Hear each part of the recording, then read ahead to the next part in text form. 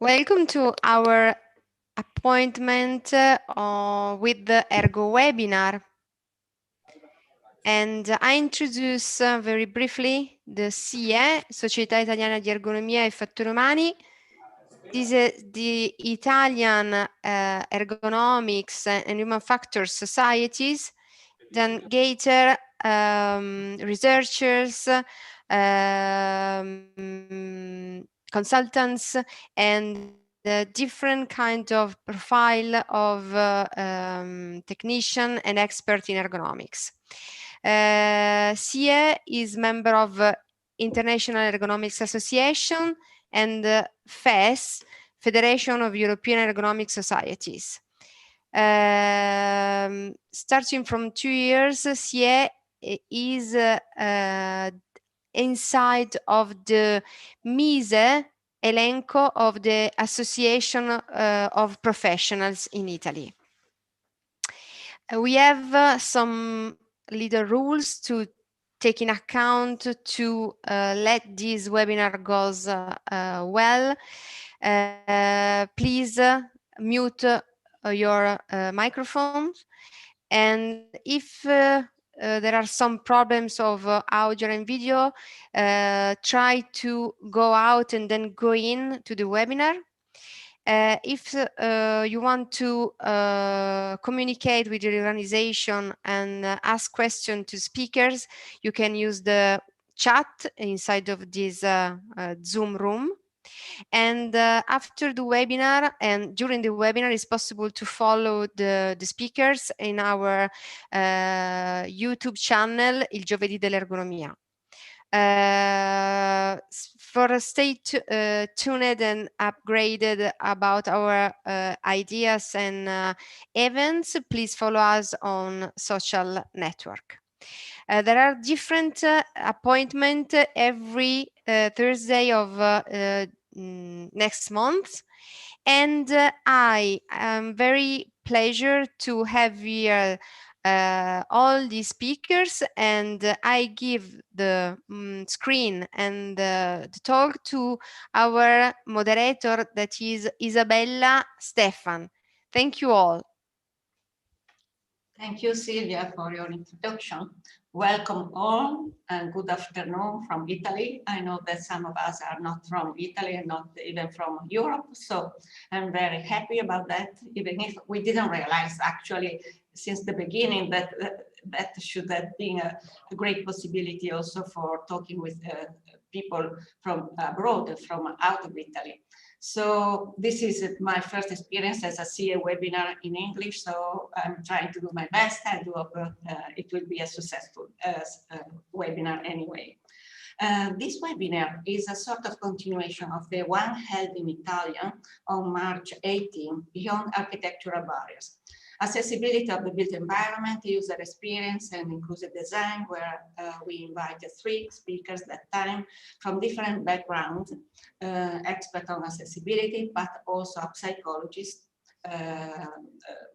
focused on user experience. And I was one of the speakers too, and I talk about the new standards tool available on the accessibility and usability of the built environment very shortly. In particular, the recently published EN 17-10, which with its 2 technical reports developed following the mandate for 20, and 3 of us was involved in the drafting and development of these standards. So we are very happy to have some of them here today. And that time I also talked about the importance of the consultant in accessibility and ergonomics, which are usually 2 parallel words, but I'm trying to get them together.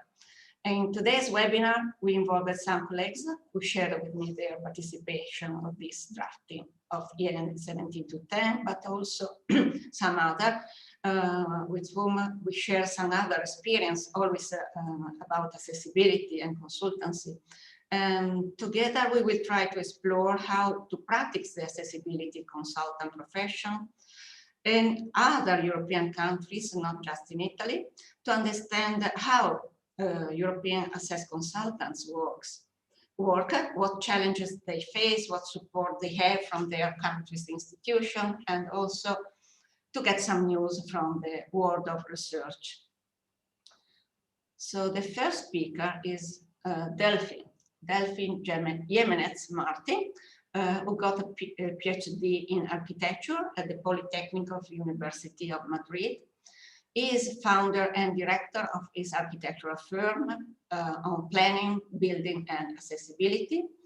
He has a wide experience in standard development, audits, and conformity assessment in accessibility. He also developed projects and as an accessibility consultant in different national and also international projects.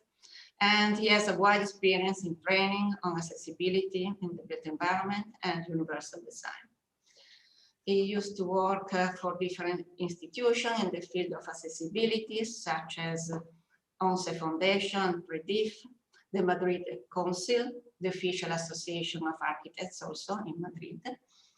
And he also is a member of the International Association of Accessibility Professionals. So Delphine will talk about his experience in Spain, about challenges and opportunities. So Delphine, the floor is yours. Thank you. Okay, thank you very much, Isabella. Good afternoon, everybody. Thank you also to Società Italiana di Ergonomia for the invitation. And as Isabella said, I'm going to share briefly some ideas with how Spanish accessibility consultant work. I'm going to share the screen. Try it.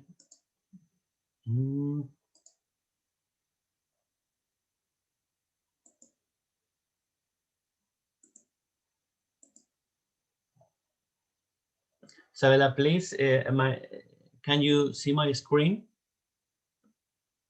Yes, thank you. Okay.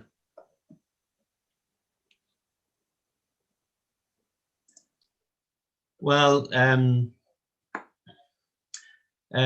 said that I'm going to talk about the challenge and opportunities for accessibility consultants in Spain. And first of all,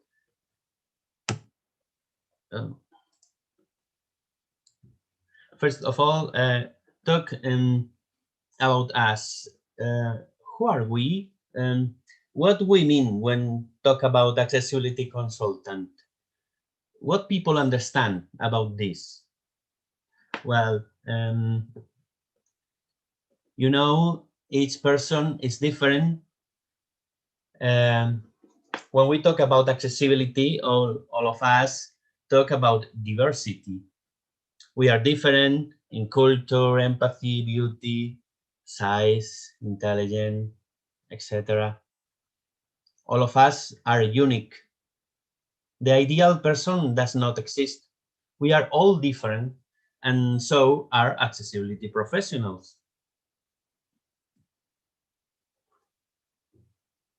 If we check the background of accessibility professionals, we can see that we are different from each other. We are engineer, but also we are architect, or ergonomist, or social worker, or lawyer, or sign language interpreter, or psychologic, or many other. So multidisciplinary is what characterizes us. This is the first idea, no? Different backgrounds, but we have, all of us, the same objective. The second idea that I want to share is about our place. What is our place? Where are we in the world of accessibility? Well, for many years, accessibility has been focused between users and institutions, between needs and rights, and especially focused in relation only to disability, not in all people. But someone was missing. Where are the access professionals? They were invisible.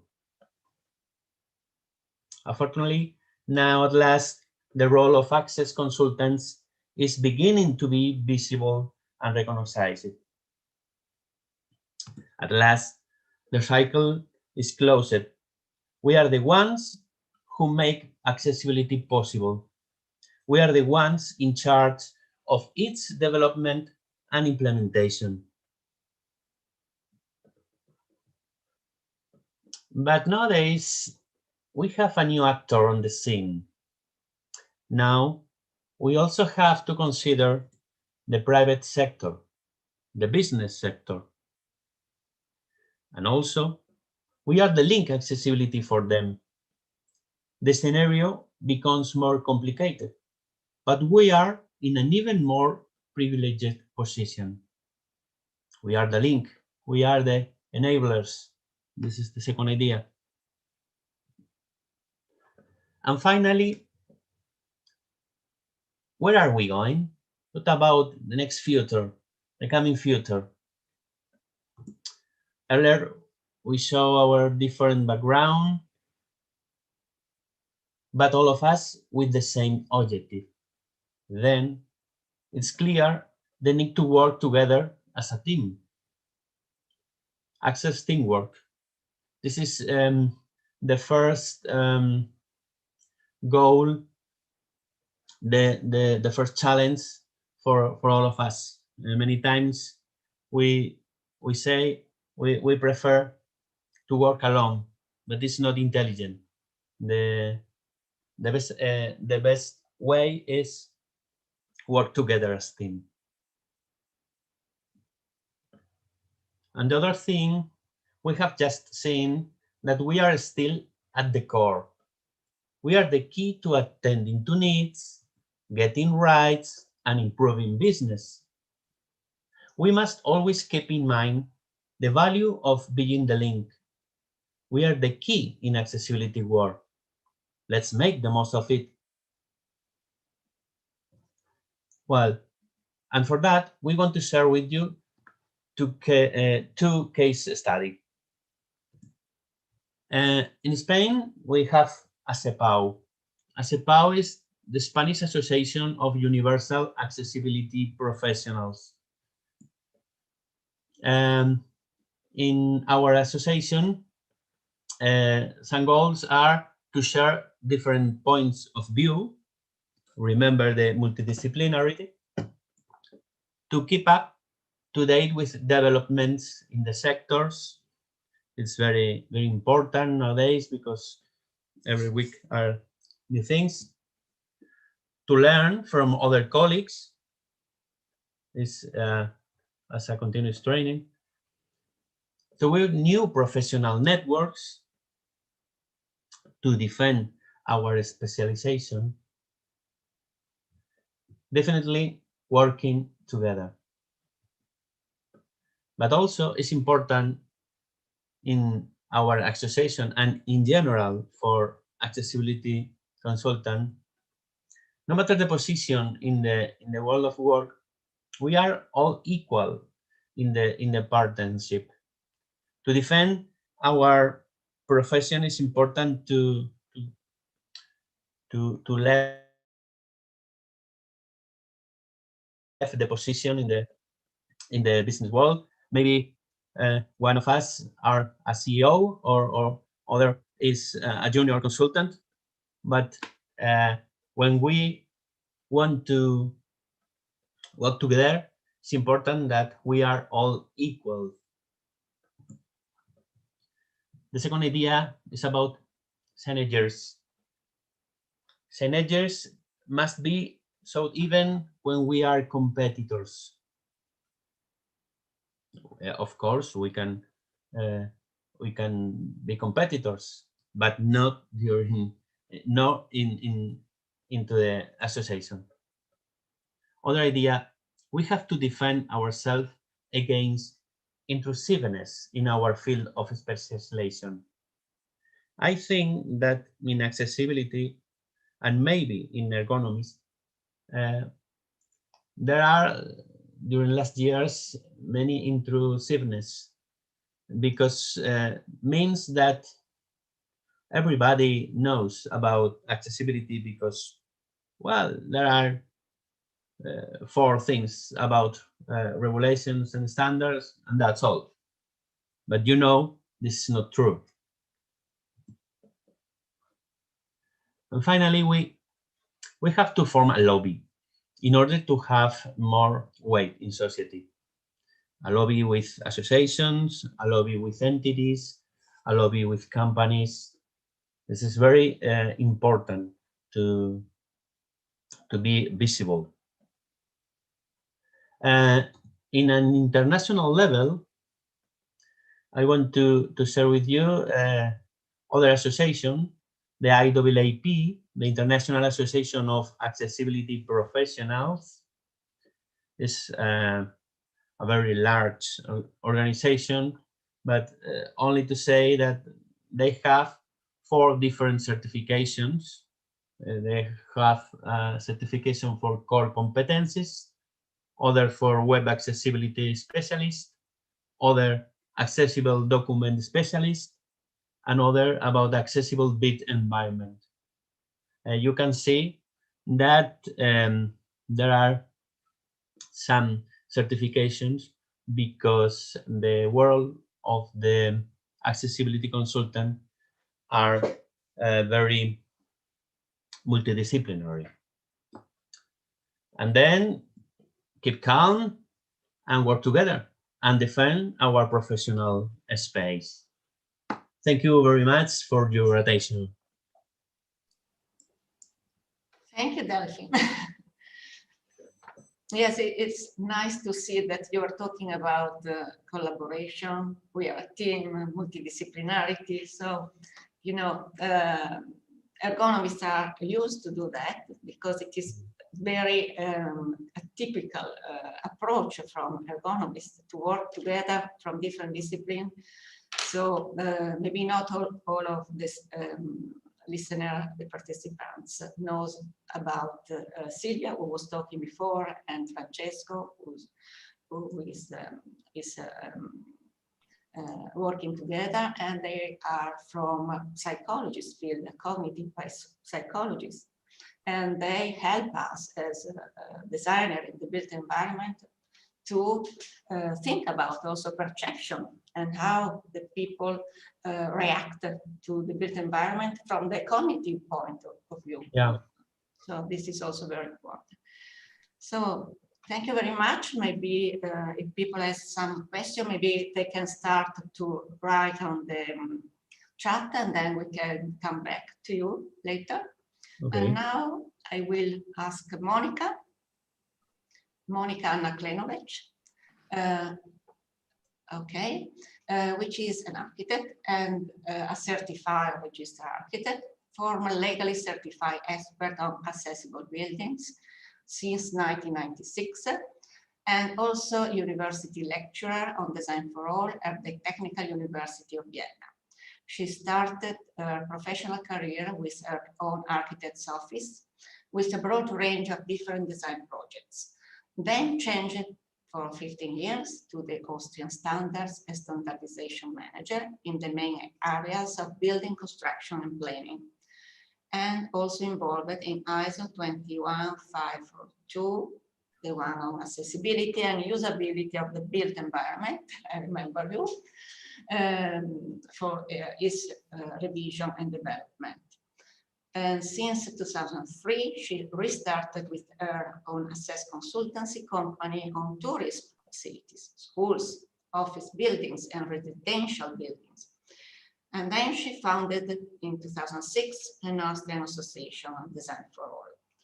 In 2011, she developed a certified course for accessibility expert, which is running at Austrian Standards Institute. And since 2009, she is the PT leader of European mandate for 20 accessibility and usability of the built environment, phase 1 and phase 2. So she's a very long experienced participant of this working group as expert. among others, but sorry, I have not invited because there are too many, but maybe it can be useful to organize something together with all the experts of this mandate. So Monica, I let you to talk about your experience.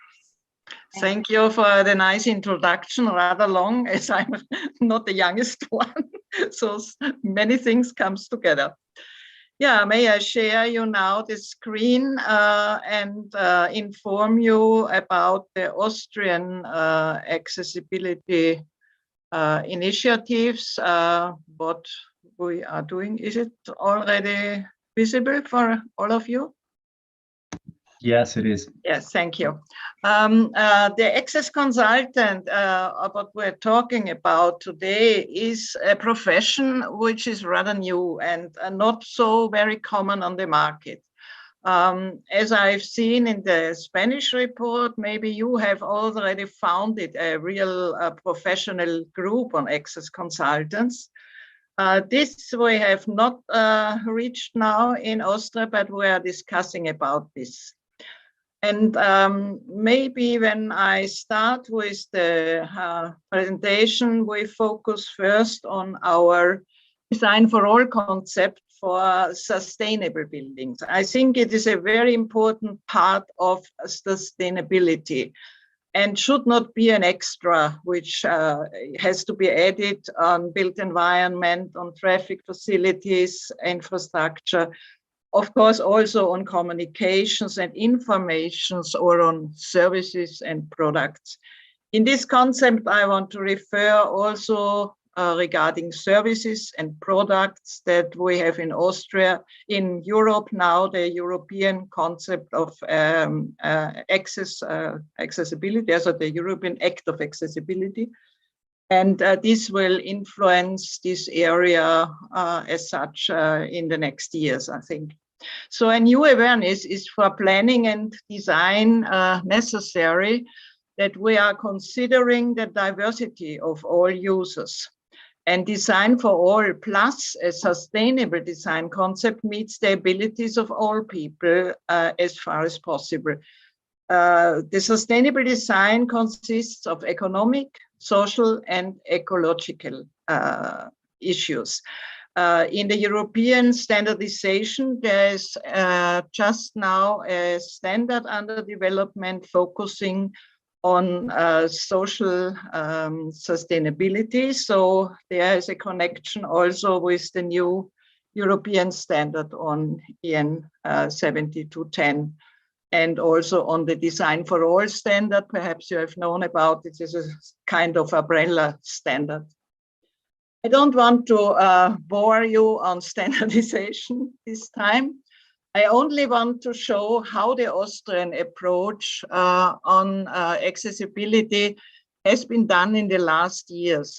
We have a very long ago, and first standard has been published in 1977 with a horrible title, and you see constructional measures for physically handicapped and old persons. When you hear this, you are not very engaged to focus on such a topic. But the name has been changed now in the meantime to accessible built environment design guidelines. But this standard was a very first key factor, and it was closely connected also and supported by an ordinance from the Austrian federal ministries to apply this standard in all their public buildings, in new buildings and in refurbishment. And this is done until today. And I think this was a first activity to make this standard more visible and also more important. I can tell you a small example. I was involved in a consultancy on an existing building for an office. And at the time we made the planning about the accessibility, it was not clear who will rent this building.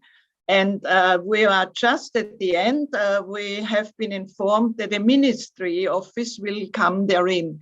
And at this time, when I make my evaluation, I included already the requirements from the Austrian standard in addition to the building regulation according accessibility in another color. And the architect who was designing the building and make the whole refurbishment, he asked me, what shall I do now? I have now the challenge that a ministry is renting the building. And I said quite easily, you have only to apply the blue written requirements, which is referring to the standard. So this is the difference. When you make in Austria, let's say a standard building, you have only to apply the building regulation requirements. I think this is in all the countries more or less the same. And then we had in 97 in the Austrian Federal Constitution a so-called anti-discrimination paragraph. And this is now supported by the Federal Disability Act and Equal Treatment Law, which had a transition period of 10 years. Then, of course, the most important is the federal law on public procurement, which is in line with the European regulation in this matter. And is also the driving factor that in the built environment, accessibility has to be considered indirectly, let's say. Not by direct regulation, but indirected by standard. And the federal law on employees with disabilities. And the next important step was, as we are a country consisting of 9 different federal states, was very different approaches on accessibility in the built environment. A so-called harmonization process started in 2007 in the OEB Institute, where they focused on the main essential characteristics on all the building issues. That means on thermal insulation, on fire safety, on acoustics, and so on. And one of these guidelines is the guideline number 4, focusing on accessibility and usability in the built environment. And it includes the basic requirements on accessibility.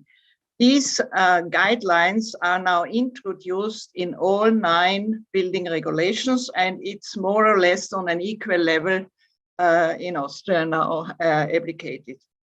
And finally, we have now, and not only the one standard, Ergonomics B1600, but we have a series of standards in different areas dealing with accessible healthcare facilities, with educational buildings and tourism and leisure facilities. But the basic standard is the B1600 and has to be applied together with these specialized building uses. We have also different levels of accessibility consultants and networks and associations. On the first level, let's say on the court level, there is the so-called registered, legally certified expert of accessibility. And this is for relevant court cases and insurance cases, but of course, these persons are always also offering their consultancies to architects or organizations. Then we had from a previous research project a so-called informal network of accessibility experts on buildings. We have not a structure behind this, but these are the main representatives in the field. And we worked on several technical information leaflets and folders providing guidance on Ergonomics B1600 accessibility basics, which you see on the left side, some topics. They are on doors. Of course, the first one was on toilets and then followed by doors, also on playground areas, on hotel rooms and so on. So different, you can look at it when you go on our website, designforall.at, on publications. And 2006, I founded Design for All, an association in Austria, as a non-profit membership organization. Come later to more details. And finally, in 2011, there was a course for certified experts on accessible buildings invented, which I have developed with Design for All, and we included also several main experts from different areas. So this is the structure at the moment in Austria. So we have not a main professional business network on the issue, but most of the experts are now in the Design for All organizations as members listed. This Center for Inclusive Environments, Design for All, was founded 2006 by me and Veronika Egger, and we promote Design for All approach in all aspects of development and design. The members are all professionals in the fields of architecture, of design, planning, but also of facility management, and also from companies who are delivering, let's say, products on sanitary issues and so on. So I was the first chairperson until 2013. Then I moved to Carinthia from Vienna, and so I closed this, and I'm now a so-called ambassador for Design for All. Our main objectives have been awareness raising with information. We started a lot with exhibitions, public exhibitions, to raise more awareness on the issue, on deliver the handbook, what you see on the right-hand side, on accessible living areas, and of course also on public lectures. And our main focus is also on education and seminars, and each of us is making consultancies for architects, for consumers, or communities, or also for companies, for instance. And the also important goal is networking and share experiences with others. We have now started an online tool where we meet once in a month, where we share experiences, but also information on different topics. And this is now running quite well. And also sharing seminars, short seminars now in this time of the coronavirus. We have business partners from different companies. I think some of them may be also familiar for you. Maybe Hebi, also Dormakaba, Alomat, Advega is a shower provider, shower wall providers, and Keramoterm, and so on. In former times, we had also Schindler Lift Company as our business partner, but due to our critics to their lifts, they have been resigned, not anymore our partner. And we are also in different networks, which may be familiar for you, Inert Accessible Tourism and AEDD. So this is Design for All, and now I want to share this certification scheme for accessibility experts and in connection with Design for All concept. And this is a so-called course which is certified by Austrian standards. That is a good possibility that in the ISO IEC 17024, there are certifications criteria for persons summarized.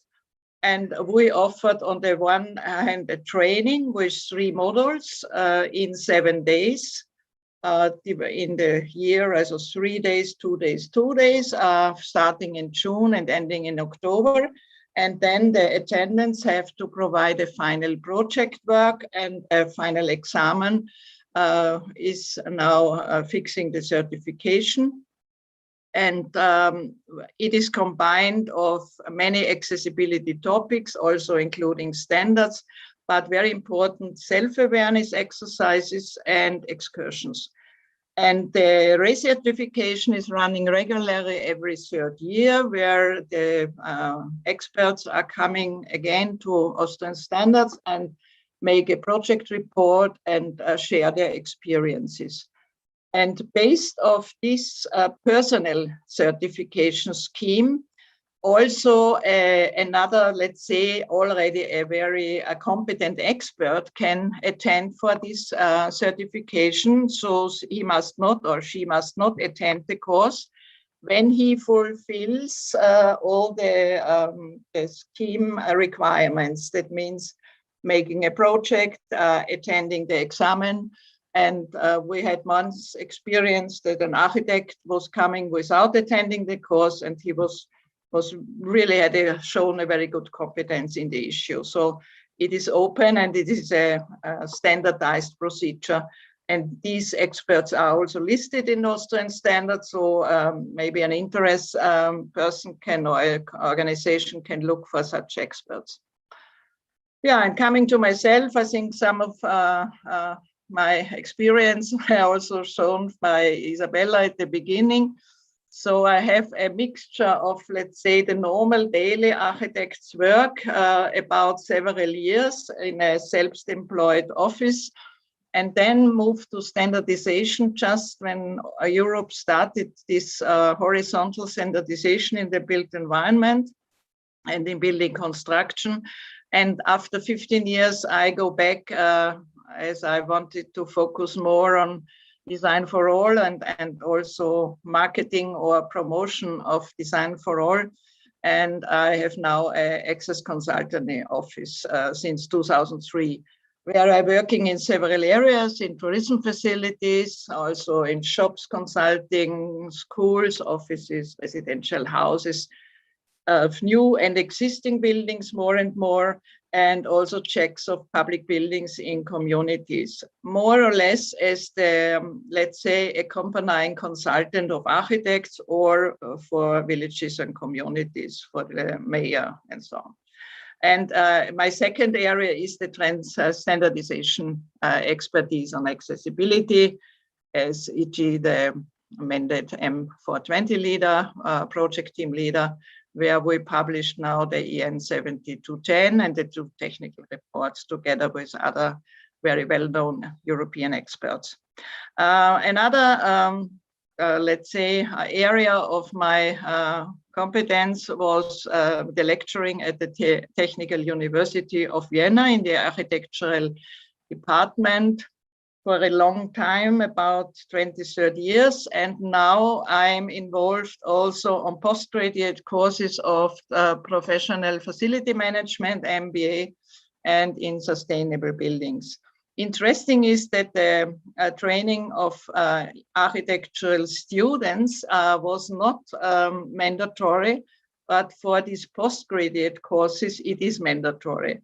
Nevertheless, I had a lot of students attending these lectures. It seemed they have been interesting. I showed also, made excursions with them, with smaller groups and with huge groups. I showed also some products in the lecture. So I love to train people, and I think that is also one of my area. And these trainings have been expanded also to teachers in technical high schools to make the education more complete and adding also design for all. We educated also in some day seminars architects with the Austrian Chamber of Architects and other professionals, and of course also several seminars on other accessibility standards at ASI. Now I came to some practice experiences, what I wanted to share with you. It was one of our first big projects where we built it a whole flat, a whole living area, showed it in an exhibition which was called Lifetime Living. Translated, it was a play with words a little bit about dreaming, living, and living. And this was had a very good response, and we showed on the one hand some nice integrative parts, also ergonomic issues to move up the kitchen area and down, and to let's say have an area where you can put your water with one hand out of a face. Yeah. What was interesting in this exhibition, we invented together with the company Adweger a special shower wall, partition wall, which can move the way and fold it together completely so that you have a free area for transfer and for movement. And this became a very good selling product in the market. We showed also accessible bathroom, which can be adapted. In the beginning, it was one room for the toilet and another room for the bathroom, and we removed the wall in between to adapt it for later use also when you're using a wheelchair. And we tried to include nice designed products so that it's looking also quite nice. The next biggest exhibition was our project on sanitary comfort for the future, which we made in 2010 in 3 different exhibitions in Vienna. The one was about building products, the other was about interior design, and the third one was on sanitary facilities. And we showed therein, for instance, holiday for all. That means 2 different bathrooms for a hotel. On the left-hand side, you see the so-called soft approach with this open shower area and not seeing a lot of, let's say, sanitary products, which referring very much to disabled persons. But you can, of course, add them if you need it. And you see on the small photos there where you see the fully clipped products, also the toilet, as you know it maybe, and the shower place. And we showed this room in the same design, one after the other. So we had the same scale, but added different products. The wash basin can be undergo easily. Then we showed also a public toilet, which you see below. And this, which had a small bathroom, a very compact bathroom, also with this special partition wall, which can be removed, where the washing machine is opposite, and you have more space to maneuver and to go around, and have only to close the partition walls when you are really showering. And they are so big, they have been about, I think, 120 to 120, so a little nice area where you can shower with your small kids and so on. Then we had a family relax bathroom where you see below also a so-called sauna or infrared sauna, which can move out and go in. Maybe also not so common and well known, and also a large shower area. Now I will come also to tourism area. This was a very old-fashioned, let's say, hotel in Upper Austria. There's the typical buildings you see on the right-hand side, and they added an additional enlargement of this hotel, and of course they included also some accessible rooms therein. You have also the door is opening automatically when you approach, and when you're coming in, I can show you this. This is the accessible bedroom, and also the accessible bathroom is a little bit nicer designed as you usually see it. And interesting was that the wife of this architect was one of my students, and she told me about this hotel. And then I met also Andreas Motz, the architect, and he has said to me, I have learned so much from my wife when she attended your courses, and he implemented it here in practice. So I was very surprised and appreciated this kind of design also here in hotel rooms. I have myself, I made a lot of presentations of refurbishment and adaptations of existing restaurants in Lower Austria, but we made a so-called check and finally recommended improvements. But this is not so nice to see it, to make it visible. We had also a big project running on the Le Méridien Hotel in Vienna. They have a very advanced diversity approach in their structure, and we recommended a lot of things what they can do, but I have in the time I couldn't provide all the figures about it. Last thing I want to show you a very typical example of shop refurbishment and adaptation. This pharmacia had 2 steps at the entrance left, where you see now no step, and on the other side, what you see on the right-hand side. So we managed, as the lower step could be easily removed with this small ramp, not really feelable, let's say, and also a nice contrasting entrance door to find the entrance very easily.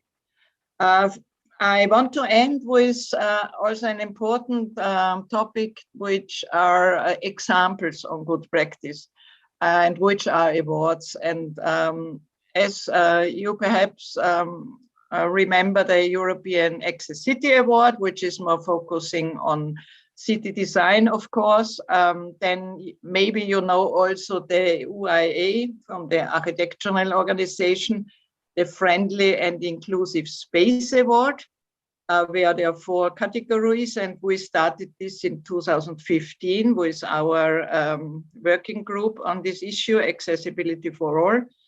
And finally, the Schindler Global Award is also very famous. It was running from 2003 to 2019, and the students in all over Europe, and finally it was expanded also to Asia. They working in one city on one special project, and my students won the award in Paris in 2005 and 2006. And this was quite nice for us.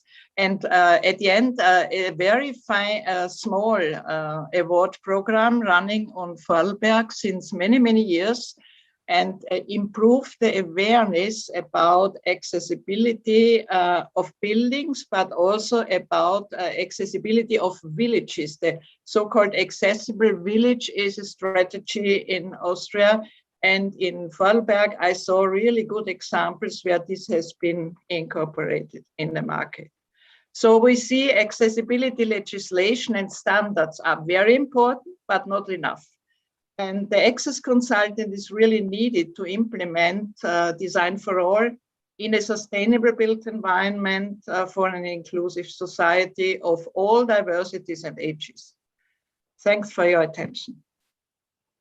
Thank you, Monica, for your very long and broad experience as consultant and teacher on accessibility. I appreciate also the reference to all standards you have in Austria. They're really amazing, because in Italy, our EN 17-10 is the first one. So now it's your starting point. Huh? Yeah, it is our starting point in the built environment. Anyway, so it was interesting also to see your best practice examples. And I also appreciated the link to sustainability. Because in the previous webinar there has been a discussion about this, and it was not known that they are strongly connected. This sustainability concept is strongly connected with accessibility, but it is not clear to everybody what this is exactly. So I think we can go further on these issues also later. Maybe now is time to give the floor to James Simpson, who is an architect and member of the National Register of Access Consultants. Jane is the director of her own company, Jane Simpson Access Ltd. Through her career, she has developed a broad range of expertise. Her work encompasses policy, strategy, operational planning, and working with design and contractors teams on a variety of projects, from infrastructure through detailed design to handover. She also sits on the British Standard Institute from 2005, and she also member of the Royal Institute of British Architects, representative of UK on the UIA International Union of Architects, and she also acted as civil trust judge on the Selvin Goldsmiths Award panel since 2008. Selvin Goldsmiths Awards is very important to me, because I met Selvin times ago, so it's a very milestone in my experience. So, Jane, I leave you the floor. Thank you. Okay, good afternoon. I'm just going to share my screen. And this, okay, is that, let me just say 2 seconds. Can everybody see that now? Yeah. Okay. I'm actually going to, if I can work out how to turn my screen off, that would help, because I don't like seeing myself while I talk. Okay, so what I want to do is just try and explain a little bit about what I would say is the UK perspective. So I want to explain the relationship that there is between legislation, regulation and best practice guidance in the UK, outline some of the criteria and guidance that we have at our disposal, and also, but what does this mean for the process and how is this managed? Disabled people actually have quite a high level of expectation in the UK, and we are supported, well, my job as an access consultant is supported by a number of organisations, both professional, governmental and disability organisations, which I'll touch on. And I will also cover a few examples of case law to explain the kind of extent to which inclusion is filtering its way through our legislative system. But of course, that is actually not the end of the conversation at all. So what I wanted to give you first was this quote, which says, "Inclusive design is for everyone. It's the approach to the design of the environment, including buildings and their surrounding spaces, and managed and natural landscapes to ensure that they can be accessed and used by everybody." I know that the universal design is quite often used, but I'm glad that's in some ways the design for all is coming through, because effectively for me, not one size can fit all. And what we have to have is a sort of people-centric philosophy to ensure that we meet everybody's needs. So in the UK, I don't want to bore you too much on this one, but as Monica said, I think we used to have one that was the Chronically Sick and Disabled Act, which was pretty horrific. We now have, brief overview, we've got the Equality Act. Now the Equality Act is around equality in goods and services, education, transport and employment. It is a service, not the building. And you cannot really comply with it. What you have to do is meet the obligations of that legislation. And that sounds quite complex. But actually what it's talking about is, you know, the more accessible you make an environment, the easier it is for people to be able to make equal services, equal employment and equal education. But there is no technical standards attached to it, which I'll touch on again shortly. One thing I really want to push, and I do in the UK, is the Regs Reform Order.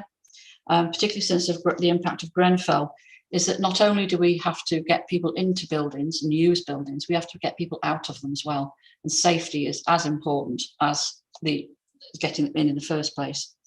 And the last one I want to really touch on is the fact that we do have bedded in planning policy. There's something called the NPPF, the National Planning Policy Framework, and that requires local authorities and designs to promote healthy and safe communities. So that really is inclusion at its basic level. So this is trying to explain a little bit more. We have the Equality Act, which provides legislative protection, but there are no technical standards to it. So how do you meet those obligations? Well, we have building regulations. Now there is statutory, effectively minimum requirement. Then we have our British standards, BS 8300, and obviously we've now got this BS EN 17210.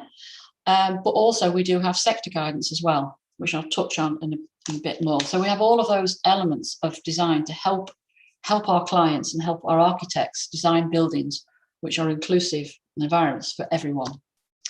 So I love this one. This is on one of our UAA trips, actually. And somebody at a presentation recently in the UK said, regulations are a certain level of usability. That's not inclusivity.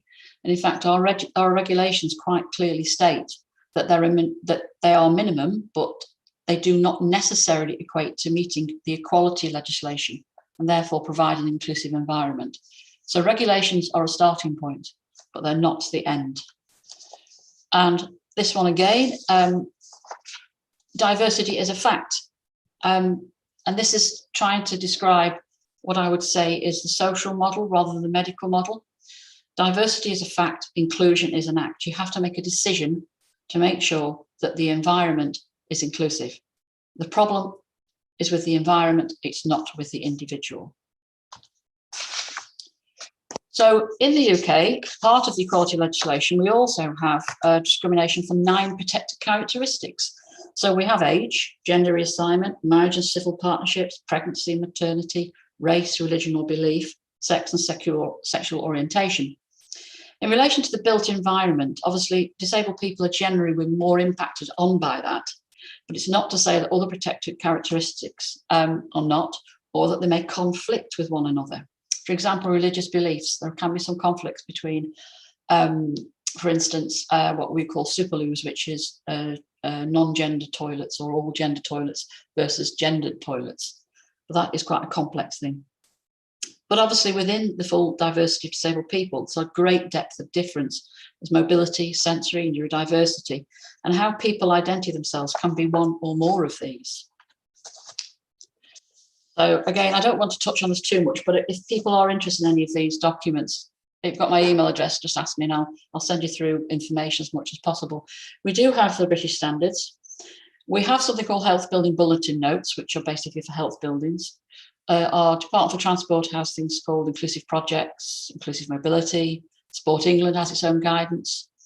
Education, we have building bulletins. And then we have research. Reading did an awful lot of work on light reflectance values. Stirling has done work on dementia. And we have something in the Design Council called the Inclusion Hub, where designers and people can search for particular documents to see where good guidance is available. So there is quite an awful lot of information around. So how do we achieve this goal? The RIBA now has inclusion covered in all of the work stages. I was part of the process of writing that. So any client who downloads any information on the plan of work starts to understand that inclusion is essential to be considered right from the very onset of a project. And we've been encouraging architects to use this and point this out to their clients. Then, of course, we talked about planning policies that should encourage inclusive environments. We have regulations that are essential and continue to be updated. Legislation we can see is both a carrot and a stick. In the UK, the purple pound is estimated to be 249 billion. That's 286 billion euros to the economy. That's an awful lot of money. So why would anybody want to miss out on that? But also now we have some case law examples, which I'll come on to shortly. But in terms of achieving it, we need to provide suitable education. And following on from the Olympic legacy, there's something called the Built Environment Professional Education, BEPE, which is seeking to ensure that all construction professionals are trained and educated in inclusive design. And the RIBA, the Royal Institute of British Architects, requires all members to undertake training, and it is actually a core curriculum requirement which they get checked on occasions. I should explain that whilst I am an actual architect, and my role as a consultant on inclusivity, working with clients, architects and contractors, one area that's, given the recent events, become more important than ever is the number of organisations that I can rely on to assist me as an access consultant. On the screen are a few of them. Now, some of you may be familiar with the National Register, some of you won't. The National Register was established with the backing of the government, and it's a UK-wide independent peer review accreditation service. Many companies now insist on having an NRAC consultant on design teams, and honestly, being a member of it has been incredibly useful to me. Now, the Access Association, this is great. I mean, I started looking as part of this back in the 1990s.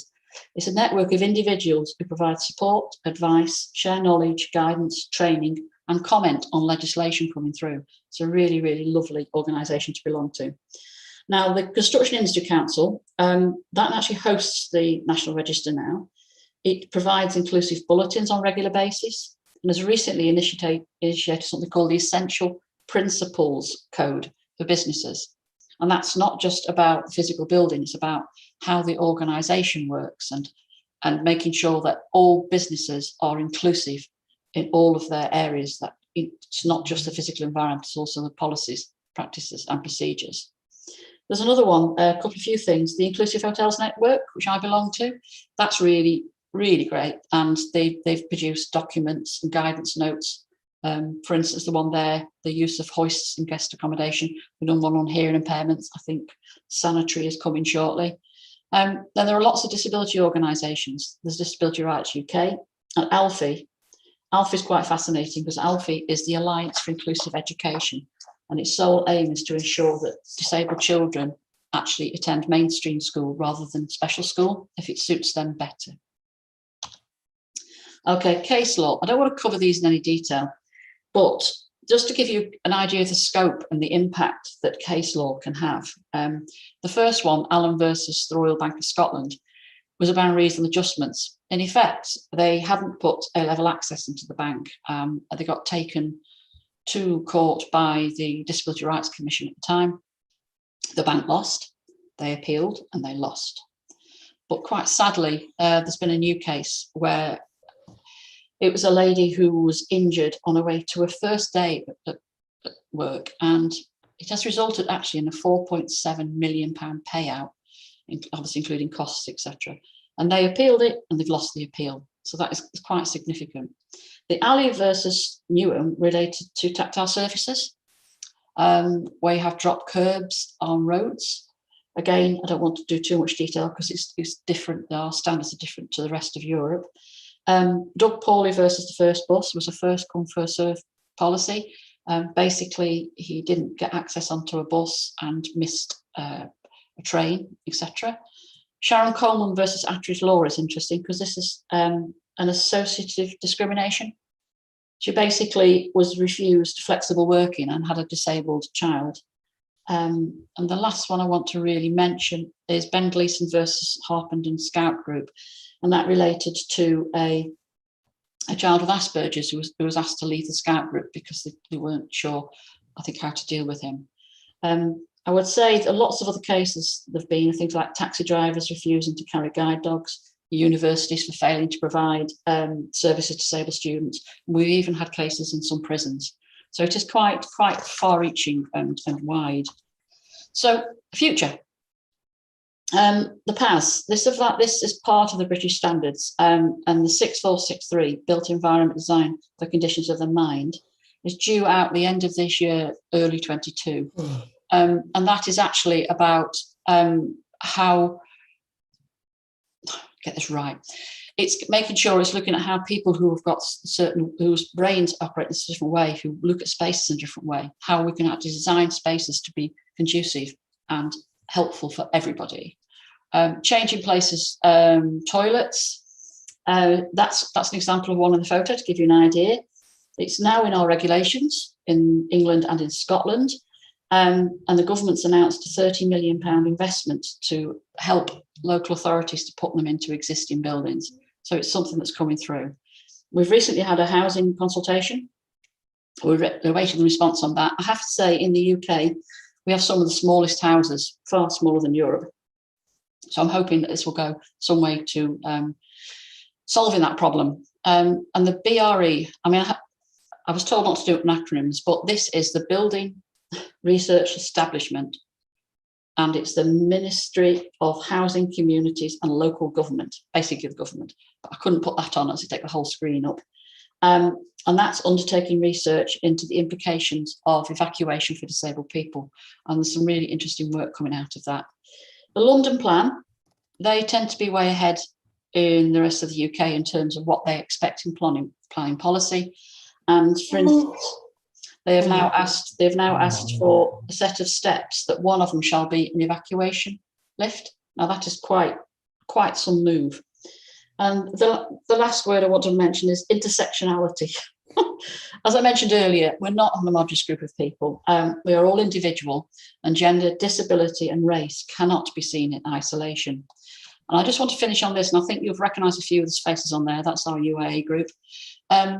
Nothing about us without us. And for me, that is about we need to have frank and open discussions with disabled people, and that we can learn so much from them. That's me. Thank you, Jane. I love your pictures where I also am. Hi, Monica. Thank you. Yes, thank you. They're very very nice with a lot of information. Of course, we know that UK is a step further, and we should take inspiration and learn from your experience. You have a very long history on inclusive design, of course. So, and yes, you have a lot of legislation, standardization, and we took some information from yes standard, especially the most famous 8300, because it's very detailed, it contains a lot of information. And also it's amazing how you are supported in your profession. You have a special association register, and also a code of conduct. I know that you have it, and also it is very supported. And also association, of course, help you, disability organization, but this is also in Italy is very well organized, this field. But what we are missing, I think, is the collaboration and on the work of a sales consultant. And I think we should discuss about that, how we can push on this direction, how to work together. Okay, thank you very much. Okay. And now we are switching to research field. So Matteo Zaglio, it is your turn. You are an architect, a PhD architect, and you are an award-winning designer, researcher, and adjunct professor. You are currently a Marie Curie Senior Research Fellow at the University of Cambridge, Research Associate at Hughes Hall, previously a Fulbright Fellow at Stanford University, and a Graves Fellow at Technological University in Dublin. You are also chairman for the standard ISO TC 314 at the National Standards Authority in Ireland, member of the Scientific Committee at the International Applied Human Factors and Ergonomics, judge, panelist, and speaker worldwide. Matteo will tell us about his research at the University of Cambridge, focuses on the study and design of inclusive products and experiences for users of all abilities, including the results of some interviews and the next steps of his research. Thank you, Matteo. Thank you so much, Isabella, and thank you, everybody. I'm going to share my screen as most of us did, and hopefully it's going to work. So, well, I would like to thank you, everybody, for the talk that have been given so far. Thanks a lot, Isabella, for organizing this great session. Thanks a lot, Delphine, Monica, and Jane. And I would like to build up on what has been discussed before from different perspectives around Europe, and talk more about evidence-based research, and let's say try to give you an overview of what we are going to do in the next future with accessibility and inclusion. So as you all of you here are aware, accessibility and inclusion impacts on how we experience the objects, the environments, the relationships, and in general, how we experience our life. And I would start with this image. So in the world, we have a lot of standards, a lot of laws, a lot of acts, regulations, and best practices. And also we have several design approaches. So we are all familiar with the American School of the Universal Design that was born in the 1990s from Ronald Mace, an architect from the North Carolina State University. The inclusive design that was born here in the United States, in the United Kingdom. I was still thinking I was in the United States, but I moved a couple of months ago here to the UK. Well, inclusive design came out for the first time in the 90s, from an effort from University of Cambridge and a few other researchers, and became then part of a standard in 2005. And then we have design for all. Design for all, very well known in the European setting, and in particular in Italy, Austria, and Spain. And basically, these approaches tell us about how we have to design for the people around us. And with several words, several terminology, but the real focus is the people and how we design for them. So if we focus just shortly for a few seconds on Europe, we have countless standards, acts, and laws that not only talk about accessibility and inclusion in the built environment, but they really try to foster the awareness, the knowledge, and also the practice of essentially designing places and objects that really are useful and usable for everybody. Now, something that it's probably easy to perceive when we walk in the streets, when we get into a building, when we actually live our life in different spaces, is that quite not often you see smiley faces like this lady here, despite the abilities, disabilities, or capabilities that the people have, and the interaction that they have with the built environment and with the surrounding space. But often, I would say, we still see challenges like places that are not physically accessible, places that are not answering to the needs of people with different neurodiverse capabilities and characteristics, people who have just simply some form of small or minor disability. So we are all aware of that. But then in the research, we started asking a few months ago, well, what is really happening in the world? We have guidelines, we have countless knowledge, right?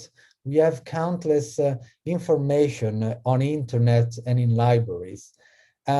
We are doing our best as designers, architects, access consultants, engineers, and many others to really define and design a better world. But what is still happening? We still experience a lot of exclusion, in particular in our social environment. And just to name the recent Black Lives Matter movement, Ni unas menos, no one less, a few years ago, there is still a lot of exclusion. But if we consider the built environment, often I heard this sentence, well, it's often problem of the designer or the architect that wasn't really good in designing the space. So essentially, let's say we stigmatize who designs the building, who designed the space, who designed the objects that we use every day. And partially is correct. But what I would say that by talking with a lot of people in the last few months and doing this qualitative research, those are really not the challenges we have to tackle nowadays. And so I would like to share with you here some of the early stage results of this research that I'm conducting. And well, first, as you might all be aware, education and awareness is one of the major challenges. Well, why? Because we're not just talking about education, about inclusive design, about accessibility, about diversity, and about equity. We're talking about a level of education about all of this and beyond from the childhood. So basically, it's an educational system that should start from the families, from the preschool, from the primary school to the high school, and then gets to the colleges, to the universities, not just where we basically teach architecture, design, engineering, but actually where we teach every subject. So it's a matter of creating this culture of understanding about the diversity, understanding cultural differences, understanding the behavior of people, why a person with ADHD or with some sort of autism behaves differently than me or Jane or Isabella or Delphine or Monica or all of you. So there is another aspect about education and awareness, which is the use of terminology and the lexicon, the words that we use. So I'm Italian, and it's been a few years now, 7 years I've been out of Italy let's say, living abroad. And I lived in the United States, I lived in different countries in Europe, now in the UK. And what I learned is that my native English, my native language is not English, it's Italian, of course. And I discovered so many nuances of how we can use the words to feel people excluded or make people feel included. It happened to me to feel excluded sometimes when I couldn't understand what the speaker in British English was telling me 7 years ago, but I couldn't still understand sometimes in the United States with a different accent, sometimes in meetings, what the people were trying to convey to me. That's a form of exclusion. And we're just talking about terms, terminology, the language. And also something that I want to stress out, as you might be aware, is that we have to create teams, for example, in our workplace, as architects or designers, we have to create teams with a variety of cultural background, a variety of interest, a variety of experiences. Just because, as someone told me in one of the interviews, if we continue have, let's say, white middle-aged male engineers developing a solution, it's going to be hard to really find out what actually the best solution might be for people who are not white middle-aged engineers, male engineers, right? So creating teams with a variety of components and with different experiences actually helps a lot to innovate and to tackle the challenges that the people, our clients perhaps, are demanding to us. Second, I would say, once we create this awareness, once we educate people, we are able to create a market demand. Because we are talking here, Delphine, Monica, even Jane were really great. Thanks a lot for bringing up the experiences that you have in Austria, you have in Spain, you have in the UK, about this important figure who is the access consultant, the person who actually tells people if an environment is accessible, or even beyond just accessibility, is inclusive, guarantees equity and diversity. So how can we create market demand? Well, I'll give you an example. It's exactly how we learn to write words and to write essays. We first learn the alphabet, so we educate ourselves. Then we can create little sentences, simple sentences, so we can start understanding what is exclusion in the built environment. And then we start developing essays. We start developing more complex sentences, right? And so therefore we have this knowledge of not just understanding where there is exclusion, but really understanding where there is diversity, where there is equity, where there is not equity.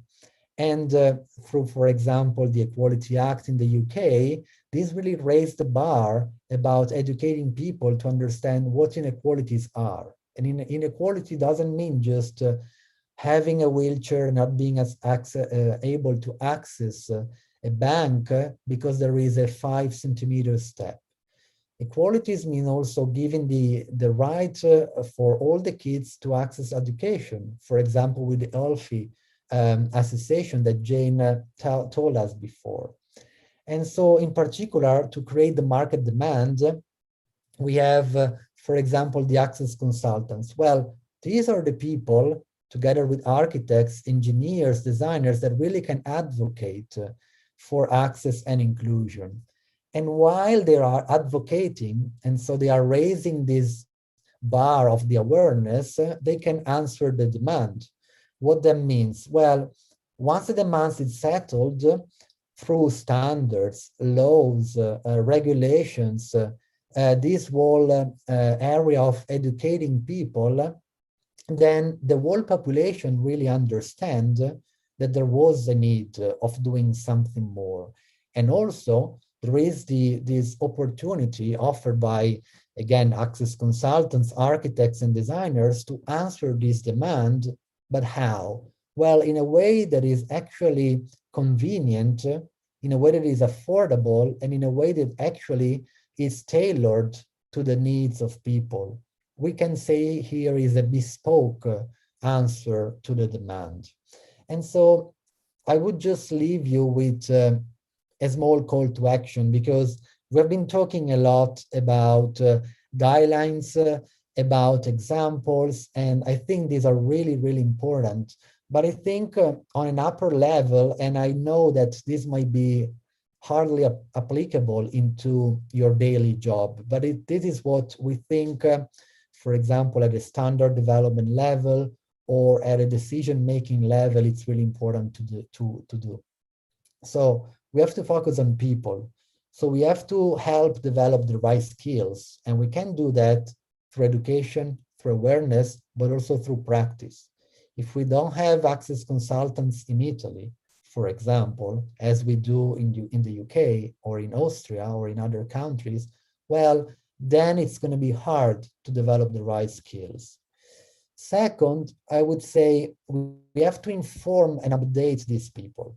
So that means that we are not stopping with a regulation developed in 2020, but we have to still keep going, and we have to continuously develop these, for example, CPDs and tools. CPDs are continuing professional development, or tools to really educate and update the professionals, but also people, about what are the needs and how to bridge the gap to solve the needs. And third, we have to create the right mix. So what I'm trying to tell you about this is we don't need access consultants with only background in architecture. We need access consultants with a background in engineering, in psychology, in medicine, in healthcare professions, and many others. Just because, as I told you before, from that beautiful experience, that beautiful interview I had, an engineering solution is not created only by engineers. A people-centered solution is created by a mix of people. And last but not least, well, remember this and repeat often. On the other side, we have to work on tools. So essentially, we have to develop pre-designed tools, so tools that help us to understand what are the needs and understand what are the challenges that we need to answer. And by the way, we are currently working on this here at Cambridge. So if you ever are interested to learn more or to make your voice heard, please get in touch with me or with our team. We need also to develop post-design tools. So many of us are probably aware of post-occupancy evaluation. Well, that's just the first step of the tools that are really needed to help inform the people for their profession. And then, as I just mentioned before, well, effective training tools means that we have probably to rediscover how we educate people. We have to redesign how we educate everybody, from the primary school up to within the work market. And again, I would say memorize and repeat. So remember and repeat often. So in the end, we are just trying to raise the bar from accessibility to inclusion, equity, diversity, and even further.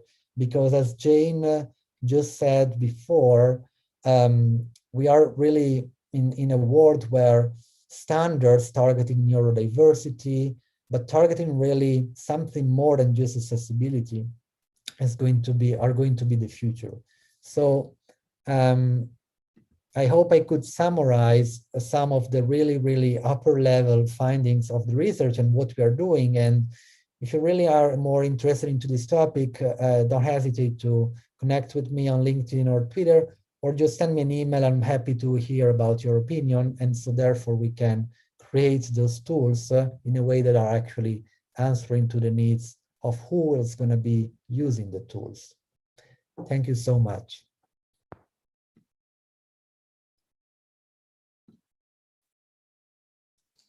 So thank you, Matteo. Very inspiring.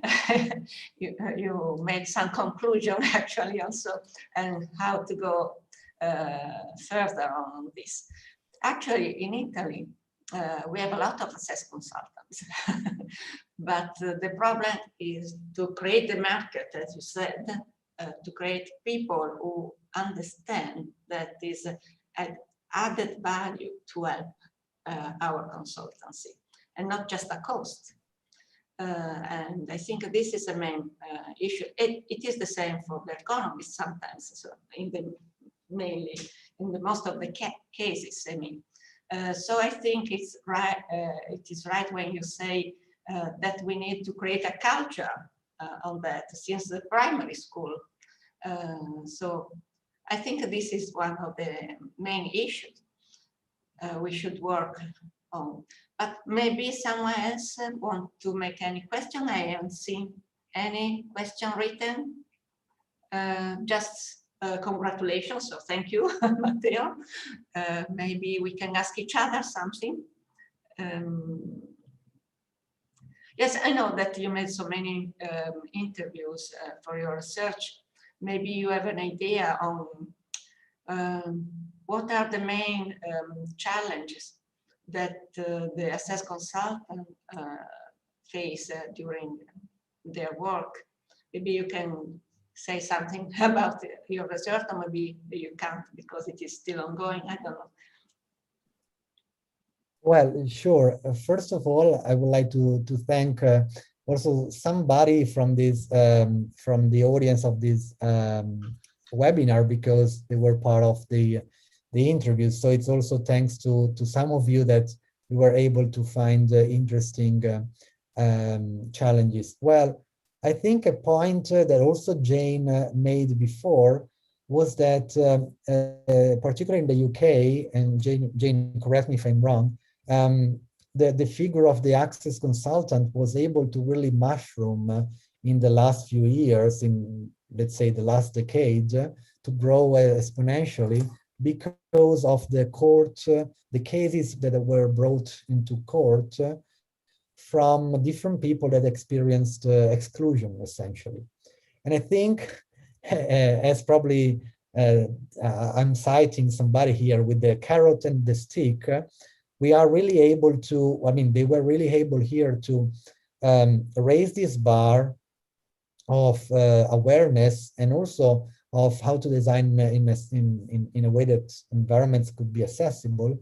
And so they created the need to have a figure, a person embedded into a body, an organization that was actually telling designers and architects how to improve the environment.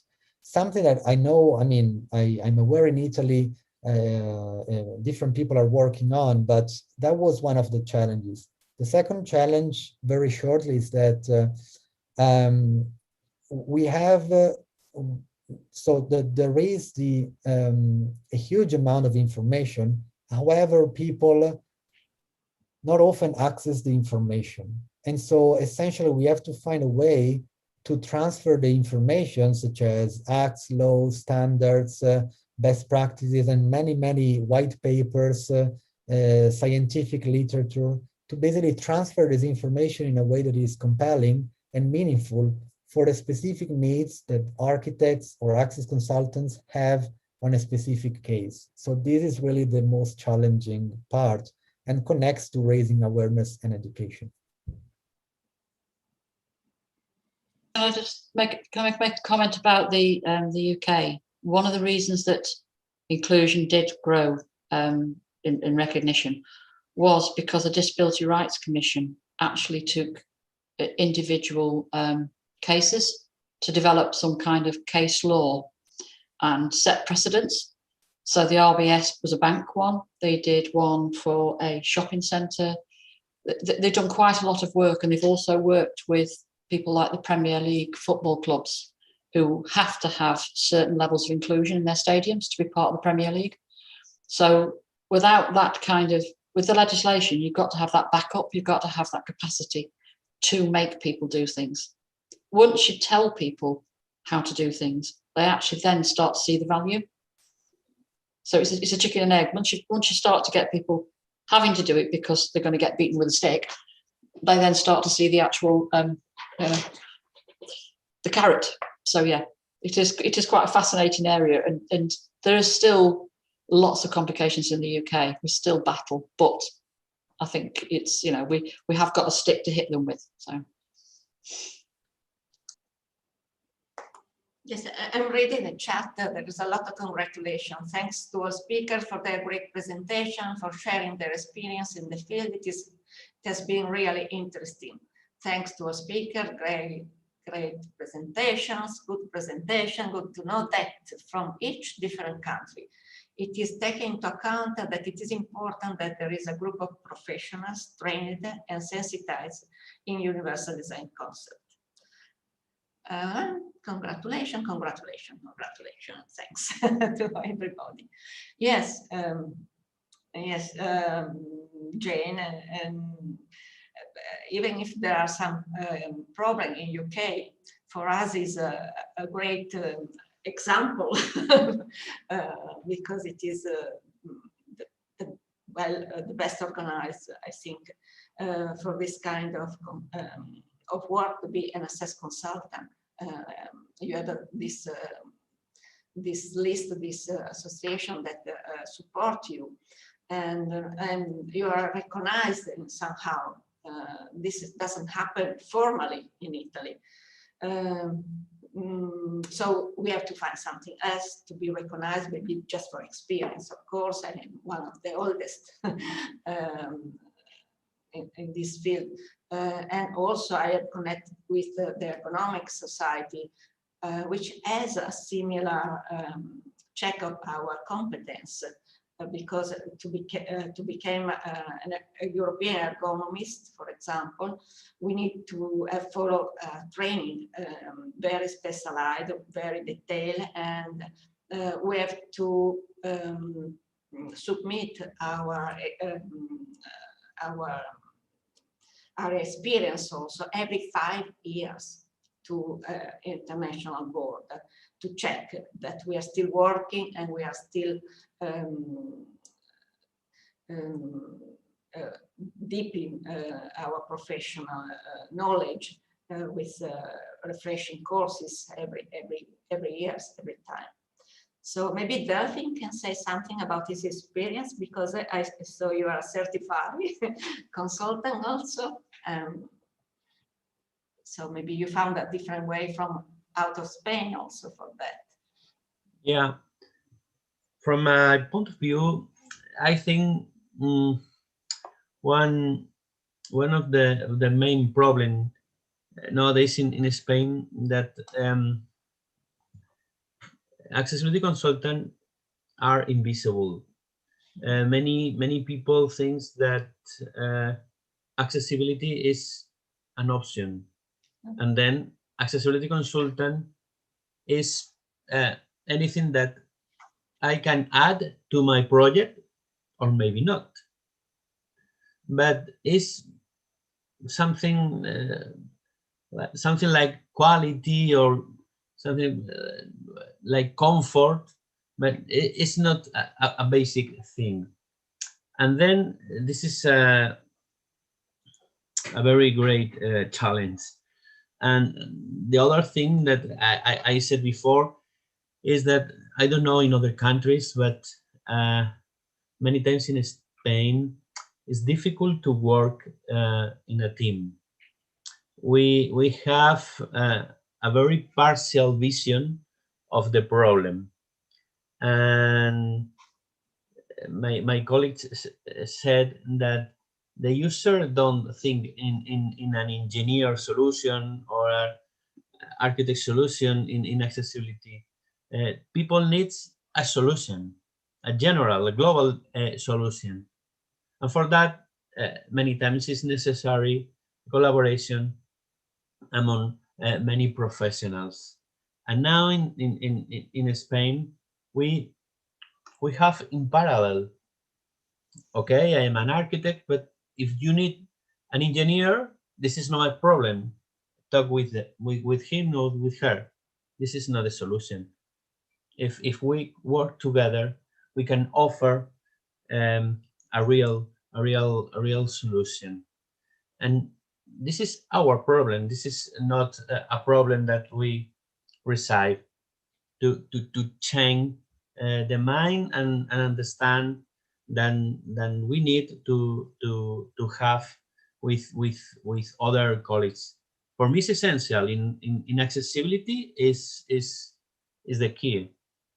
And in Spain, many times we have many difficulties with work with other colleagues.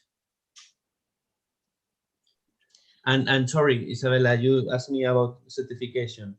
Sorry, certification is a tool to be visible. Exactly. For me, I think it's just a tool. I think it's a good tool. It's necessary to improve, but we have to understand that it's just a tool. It's not the solution. And if we have a certification, that is not a reason for, well, I have no problems with my work. No. And a certification is important to say that is only for a short time, or at least the good certification is short in time. It's not a certification for all your life. Isabella, I see here there is a question. If you want to read it, or I can read it, and maybe somebody or you can answer. I could answer, but maybe Monica is the best to answer, because it is talking about standardization and we are all involved in this, but maybe Monica is the best. You were talking about, Marco, I have a question, isn't it? Instead of having rules that are country-based, is it the time to collect the different expertises from all European countries to come up with common approach and normative? Monica, you are the best. Yeah.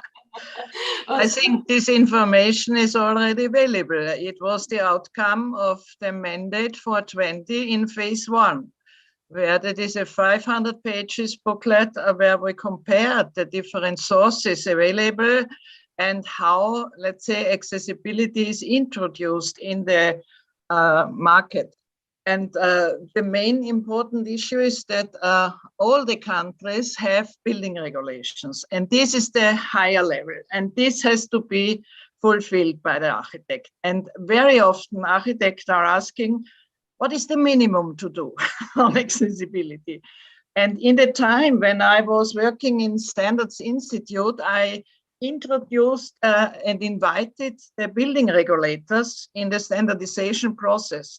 And the outcome is now, after many, many years, that more and more of accessibility requirements are a part of the building regulations, which is mandatory. And therefore, I think this is also a driving tool, to get more and more in the standard. Before we had in this guideline, what I talked to you before, we had in this guideline 4 an extra chapter and clause about accessible buildings. So everybody thinks, now the common text is for me important to follow, but this extra is not necessary. And then the next step was that all these special building requirements were introduced into the main guideline. And then it was clear, okay, this is part of the building regulation, I have to follow this. But I see, nevertheless, I see a lot of differences in Austria. For instance, in Vienna, the architect has even to sign his planning that he has also introduced all the accessibility requirements from the building regulation. Some of the colleagues, I think, don't know what they are signing, really. Yeah. For instance, when you plan a residential building in Vienna, each of the residential building has to be adaptable. That means I see this in Vienna design projects, that this is partly introduced. But the reason is that nobody of the public authority is checking this. The approach has been changed to give let's say the also the architect is the only person who is responsible for his planning. And in former times, the building authority has made a final check when you go asking for the building permit. But many things you don't see in the building permit. And I saw it in Carinthia, although they have since 2012 in the building regulation already introduced the concept of adaptable housing. I don't see it in the practice. So this is different. But the authority is not anymore checking the work of the architect. And this is a little bit difficult, but I don't know how to solve it best, but I think the early education of technicians is very important. And when you start with self-awareness training and all these things, even on technical high schools and then continuing in the university, that is very, very important. And it is, for the moment, it is not mandatory. And we have now the review of our national plan according to the protocol of the UN Convention. I think most of the countries have to deliver every second year their national plan. And this time I saw that education is becoming a very important issue. And it means a mandatory education in all the schools, not only in building schools, also the high schools on technical building construction. Also, I think in other schools, also a tourism manager should learn about accessibility, or in other schools. So a little basic knowledge should be shared, I think, on the issue. And if it is, we need education for professionals who are already working in practice, but also for the new, let's say, architects or technicians, that it is self-evident for them. That is urgently needed, I think. It's funny, when I make the facility management MBA course, here design for all my lectures mandatory. That is a postgraduate education, but in the normal education of architects, it is not mandatory to attend this course. And this is a pity, I think. And I think it would be interesting how it is in Spain or in UK. Have you any mandatory education when you become an architect or not? I think this is a key point. Maybe in connection with the UN Convention, we should require this. It would be important, I think. In the UK, it's not mandatory at the moment, although the majority of universities do it, because you have to, it's mandatory to meet regulations. But the BEPE report, which I've shared on the link there, that's about the RIBA is accepted, and they are at the stage now where they're bringing it in to students. They're going to start working towards that. But I think one point I wanted to make was that the more access consultants that get involved in projects, the more the teams learn. And a lot of the work, one student once asked me what I think is the best thing I'd done. And I did a project, and it was an energy for waste plant, which you wouldn't normally think was accessible. And the tonal contrast was absolutely spot on. And I wandered around, and the contractor went, I worked with you before. So he'd remembered working with me and not forgotten, and he learned. So I think the more we can get professionals involved in projects, the more that knowledge gets spread, and we end up with a whole team that understands it. It's really, really important. Also, in Spain, it's not mandatory. Even in many places, it's not an option. Sometimes it's very difficult if there are students or professionals interested in accessibility or universal design. There is no an offer.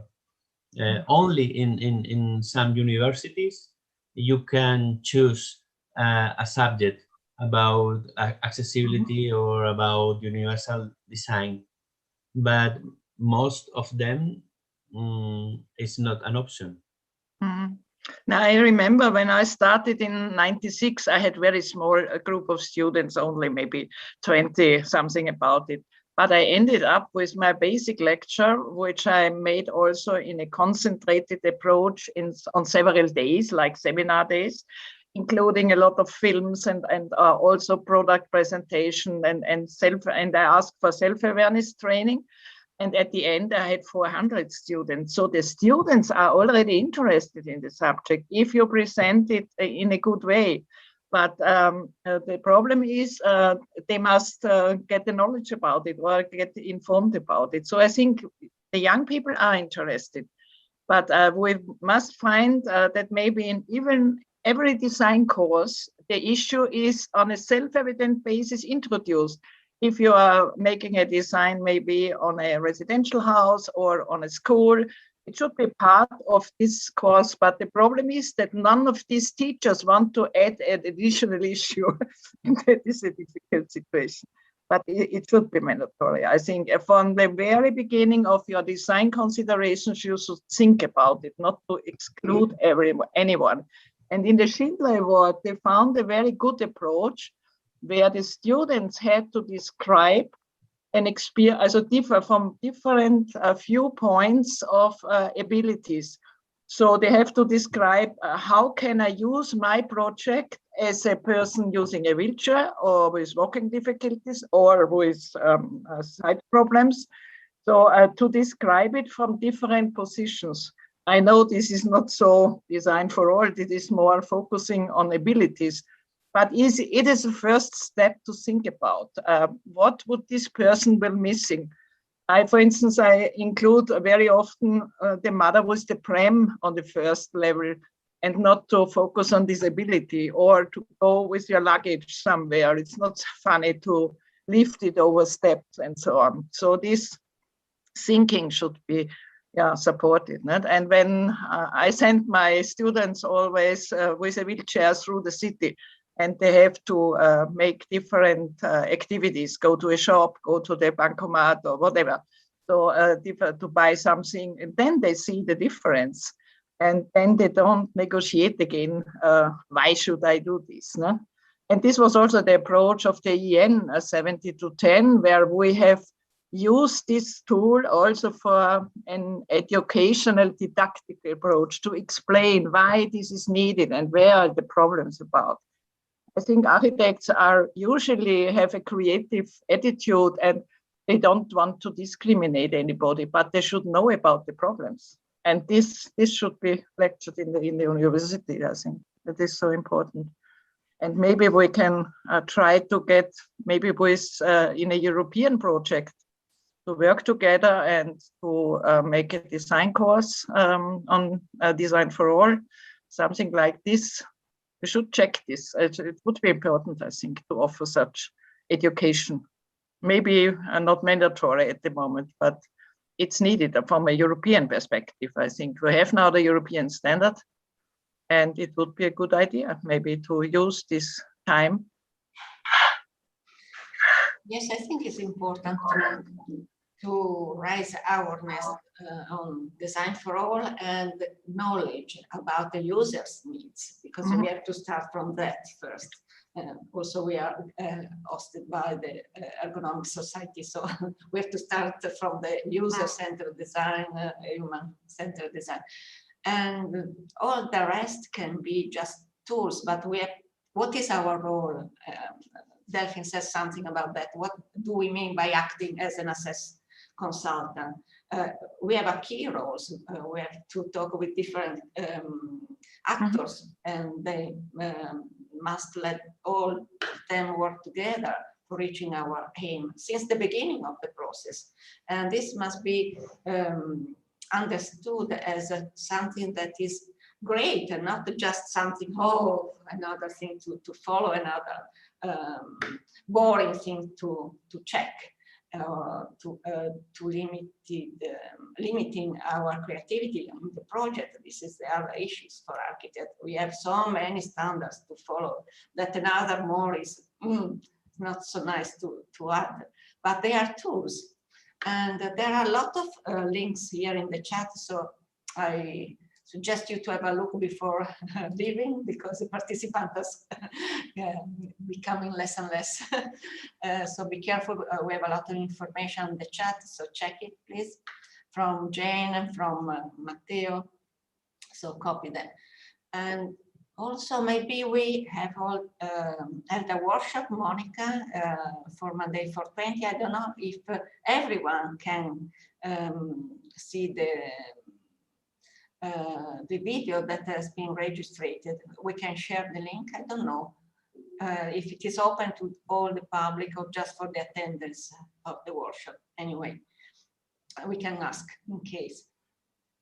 Because that was about the presentation of the Monday 420 outcomes, so maybe of some help. Okay. I don't know if you want to add something more, Matteo, or Jane, or Delphine, or Luciana. We see you, so maybe you can ask something. Luciana, would you like to add something? No. Okay.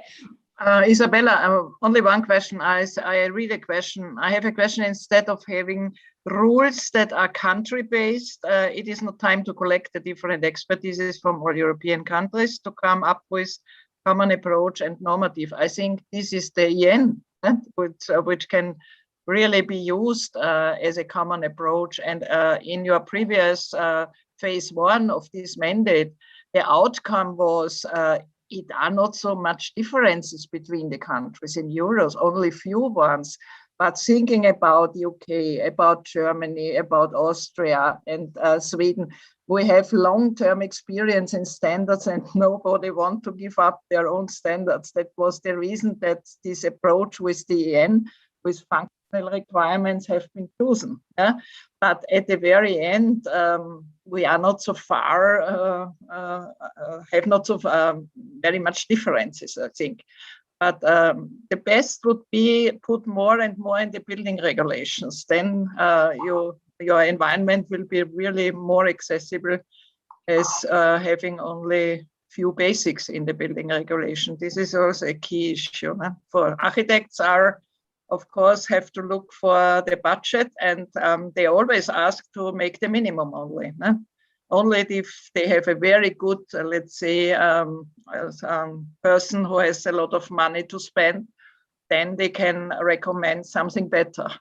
But it is like it is in Europe. You have the building regulators who define the quality of the building at the moment. But then it would also be interesting to have a research on the safety of the built environment. I think that could be a key discussion point. If you have a more accessible environment, you can prevent falls for elderly people and so on. So this is much less costly, let's say, than a half year of rehabilitation in hospital and so on. So this always would be another point of view and research to work with. Can I just add?